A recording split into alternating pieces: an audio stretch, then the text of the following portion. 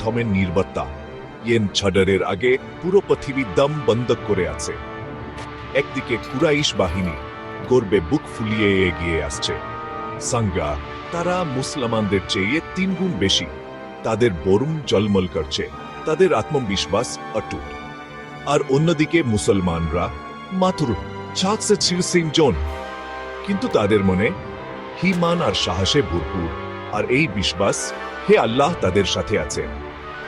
তাদের মধ্যে দাঁড়িয়ে আছেন এক তরুণ যোদ্ধা, আলী ইবনে আবি তালিব। বস সবেমাত্র 20-এর কোখায়, কিন্তু তার মনে সিংহর তেজ।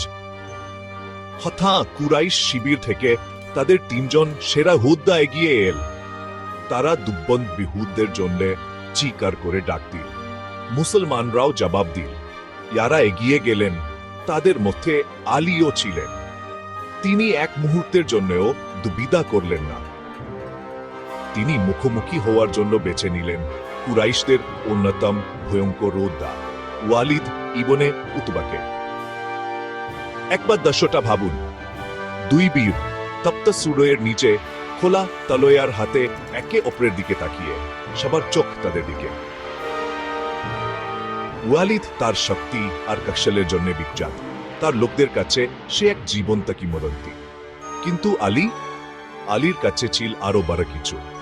তিনি লড়ছিলেন শুধু নিজের গর্বের জন্য নয়, বরং সত্যের জন্য, নিজের বিশ্বাসের জন্য, আর তার জাতির ভবিষ্যতের জন্য। তাদের তলোয়ারে থোকা চুকি হল, আগুনের ফুলকি ছুটাল। চোখের পলকে অবিশ্বাসে গতি আর কৌশলে আলী এক চরম আঘাত হানলেন। ওয়ালিদ লুটিয়ে পড়ল। অসম্ভব বেন সম্ভব হয়ে গেল। মুসলমানদের মনে সাহস আর আশার বন্যা বয়ে গেল। একজনের সাহস খুদের মোড়ে কুড়িয়ে দিল। বদরের ময়দানে আলীর এই বন্ধুযুদ্ধ শুধু একটা জয় ছিল না, এটা ছিল একটা ঘোষণা।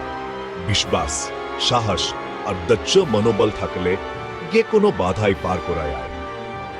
এটাই তিনি আমাদের জন্য রেখে গেছেন, সাহসের সাথে মাথা উঁচু করে দাঁড়াতে, ভোগকে